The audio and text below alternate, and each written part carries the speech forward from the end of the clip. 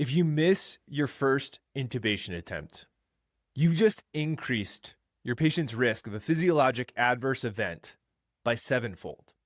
And by the third event, they're nearly guaranteed to have an adverse event. That's the data. And those failed attempts aren't happening because you don't know your anatomy. They're not happening because you didn't study hard enough or because you haven't put in enough practice.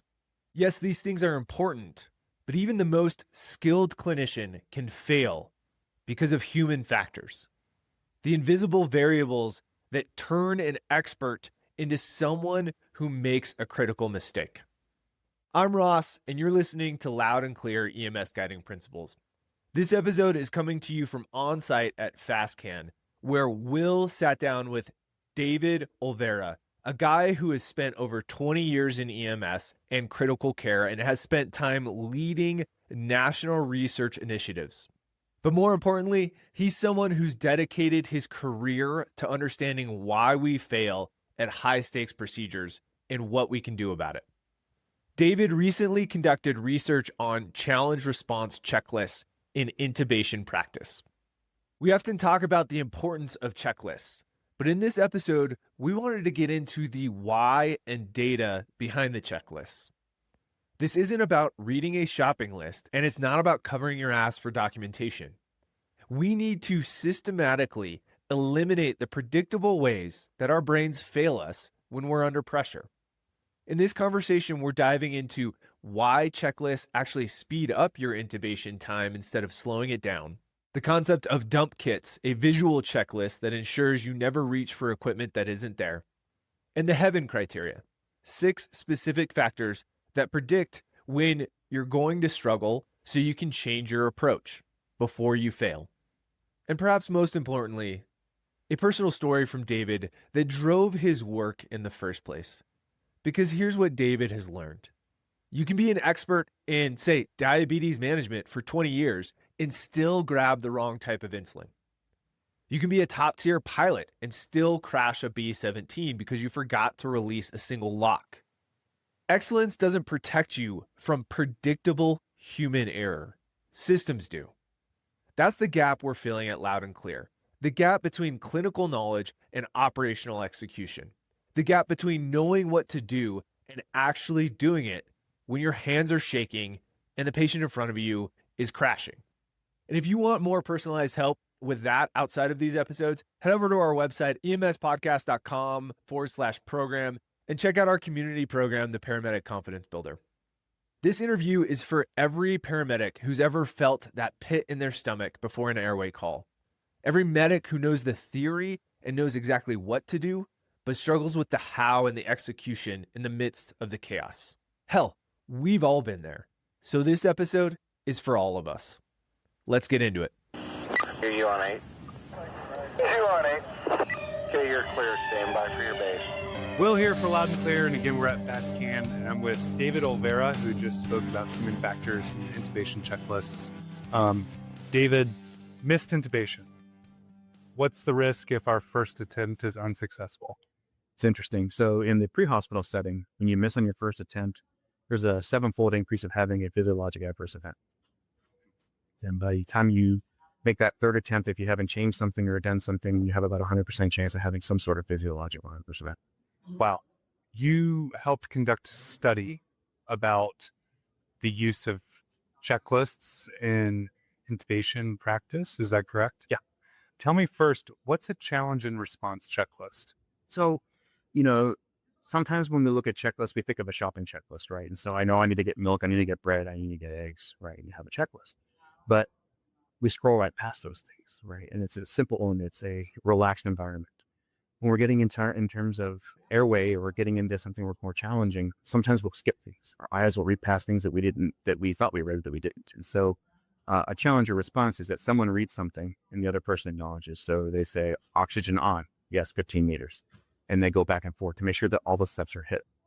We took it a step further in this research. And what we did is we made the challenge or response to have a third party involved. So that would be a tow truck driver. That would be the EMT that's with you, or in the hospital, it could be the charge nurse or the housekeeper. It doesn't matter as long as they can read you want somebody that can read the checklist back and forth. And by having that third party, they're not going to skip a line, and they're going to go line by line because that's what they know. They said, you said, read this checklist line by line. Don't go to the next line. Don't tell you. They go right down through it. How was that received by folks participating in the study? Oh man. So there was a lot of mixed emotion. There was the 20+ year medics that said, I've been doing this for 20 years. I need a spoon and a flashlight, and it's all I need to intubate, and I'm good to go. And there was the brand new grad nurse that just got their first flight job after doing their time to become a flight nurse, going, this makes so much sense, because they're used to using checklists. They're used to using sepsis checklists and all the different things that we use in the hospital. So it was a mixed bag until you got yourself into a tough situation. And then that checklist saved you. As I walk off the stage, the guy that is doing the AV for us, he's a flight paramedic for a company in the United States. And he said to me, dude, I used your checklist and it totally bailed me out. So simple things like that, it's cool, that you hear that. Yeah. Did you have any other memorable stories where maybe someone became a believer? Yeah. So I got a Facebook message from a doctor from Thailand. And, I thought, okay, what's this about? And so I opened the message and it says, I really appreciate your checklist. It saved us in a case. And there was a case where it was a traumatic case of some sort. It was emergent intubation. He was in an outlying hospital that he wasn't used to, and it was chaos. And so he just said, stop. And then he handed the checklist and said, let's go down this checklist. Okay, that's cool. And so it helped level set and bring things together. Yeah. We look at the Elaine Bronner case with the failed airway that happened in the UK, and how many things were missed that caused her, unfortunately, passing, that stopping and using a checklist and realizing, hey, did I do this step? Did I not do this step? Knowing when to call for help, asking for backup, those different things can change practice because of it. Right. Checklists and this type of behavior gets lumped into what's called human factors. Tell me a little more about human factors and what they are. Sure. So I use the example of my kid's mom. She's a type 1 diabetic, and she's been a type 1 diabetic for over 20 years. And before we had CGMs and we had the pumps and things like that, she would administer her own insulin during the day and in the evening. And she was a general manager of a restaurant, and had opened the restaurant, come back for a couple hours, and had gone back to close. And we had a newborn son at the time. And she came home and she reached in the fridge and she just grabbed the insulin and gave herself the insulin. Well, a couple hours later, my son started to cry, and she usually beats me to the bedside to help him. And she didn't this time. It was like, something's up. So I pulled the sheet back and she's having a seizure. And putting 2 and 2 together, I go, let me check her sugar. Let me call 911. Found out her sugar was 24. She had taken the wrong insulin. Wow. And so, that human factors profile really came into play there. And that started my curiosity about that. And then learning about the checklist that's used for the B-17 crash, and how that if they had a checklist, they would remember to release one of the locks and things like that. And how it's such a simple process for us, but so complex at the same time, to really help us out. Yeah.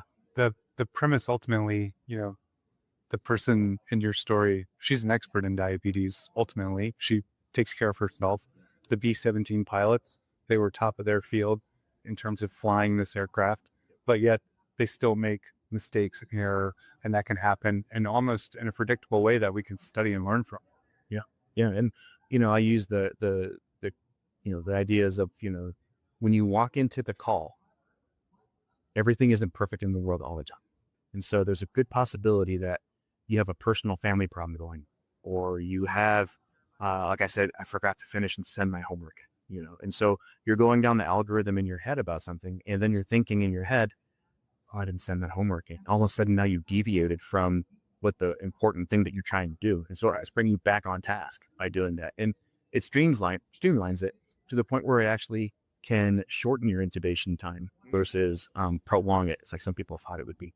Yeah, shortened intubation time was a finding in your study. Tell me more about that. It was interesting. We looked at just the time to intubation, and we saw that it would, because there was less things missed that they'd have to go and get, we found that the time was decreased. And so it streamlined it that you could accurately say that you probably get a full intubation with all the preparation and resuscitation done in probably about 3.5 to 5 minutes, depending on the variables, if you need to do a push dose pressor before, things like that. But really understanding that if everything works check by check, line by line, you're really able to push through that and make it happen. A practical device that you talked about was a dump kit. Is that correct? Tell me what that is. What is a dump kit? Yeah, so I learned about it from the Australian and the Sydney Hems teams. And so what they did is they basically took a laminated sheet so that it can get wet, and they open it up and they dump their airway bag on there, and they put their equipment where it needs to be. And so they know exactly where their BVM is. They know exactly where their supraglottic is. They know exactly where their ET tube and suction is.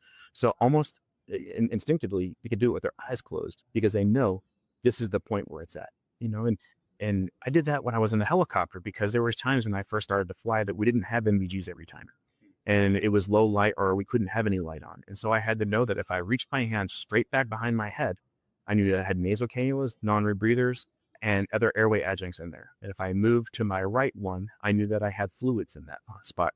And so I knew every single time in and time out, every time I sat in that seat, I knew where my equipment was.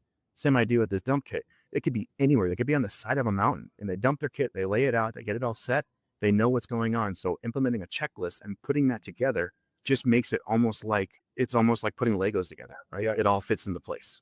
A dump kit is almost a visual checklist, because you look, and if there's an empty spot or a hole, well, oh, I'm missing something. Yep, exactly. And then, your team knows where that equipment is. So if for some reason you get pulled and maybe you're behind the patient, you can't reach something, everybody knows, okay, well, the laryngoscope is on this spot. Boom, I can grab it. Was that an element in your study? No, we didn't use that. It was just because we didn't want to put too many covariables into the practice. And so we started with just the checklist.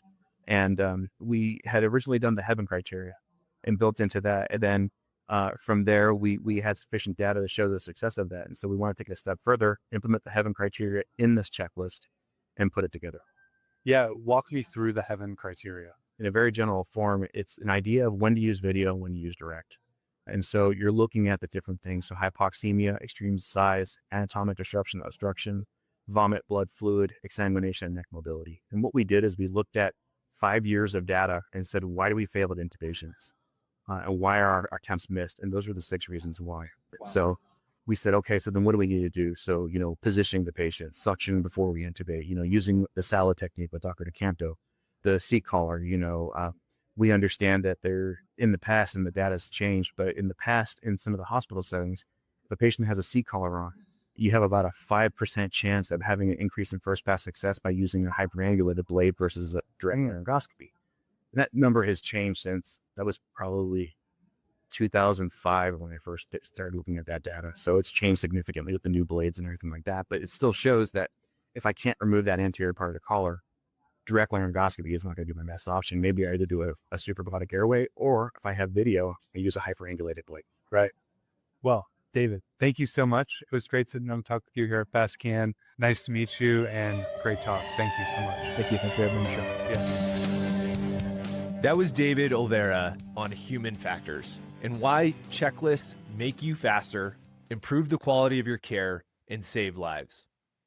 Let's recap why this matters and how you can start building these systems for your next shift. First, the stakes.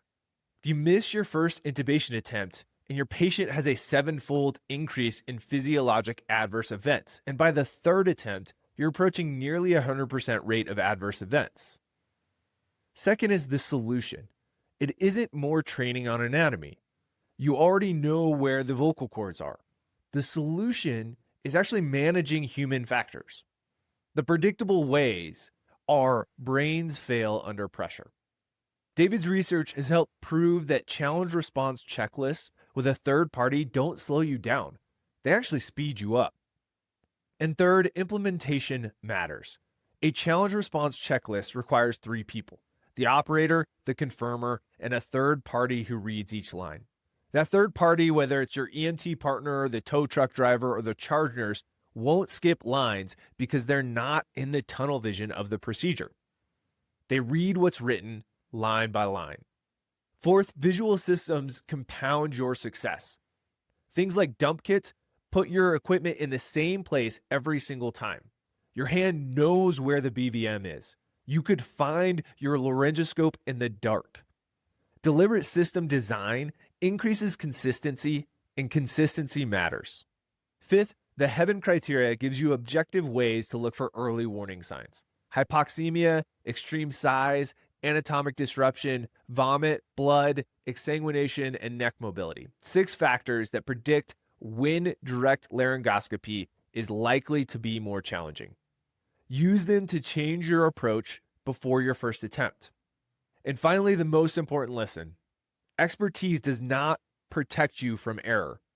David's partner managed her type 1 diabetes over 20 years, and she still grabbed the wrong insulin under stress. Those B-17 pilots were the best in their field, and they still crashed without a checklist. It's not a lack of intelligence or a lack of experience. This is just the fundamental limits of human cognition under pressure. So here are your guiding principles for your next shift. 1, systems beat willpower in a just do better attitude. Every time. 2, use challenge response on critical procedures. If you have 3 people on scene, get a third party to read the checklist. In the chaos and tunnel vision, your eyes will skip lines. Theirs won't. 3, organize your equipment the same way every time. Build muscle memory through repetition, not hope. 4, apply the heaven criteria before you attempt. If you see warning signs, change your approach. 5, when chaos hits, stop, reset, run the checklist. The doctor in Thailand was in an unfamiliar hospital with a traumatic airway. He stopped the room, grabbed the checklist, and went line by line, and it worked. 6, shorter intubation time comes from fewer missed steps, not from rushing. The checklist eliminates the "oh shit, I forgot" moment that slows you down. Look, here's the bottom line. You're going to face high stakes airways. You're going to have difficult patients. You're going to work in chaos. That's the job. The unexpected is the job. But you don't have to rely solely on your willpower to think clearly under pressure. You can build systems that think for you. You can create checklists that catch what you often miss. You can organize your equipment so your hands move on autopilot. That's how operational excellence is built. The question isn't whether you're good enough. The question is whether you're willing to put in the work to build and implement the systems that make excellence inevitable. The research has been done and the data is clear. So now it's your turn. Build the systems, run the checklist, and then trust the process. Thanks for tuning in. Tell a friend about the episode. Leave us a review in your podcast listening app to help others find us. And if you want help building these systems of excellence for yourself, check out our Paramedic Confidence Builder course. We'll see you on the next one.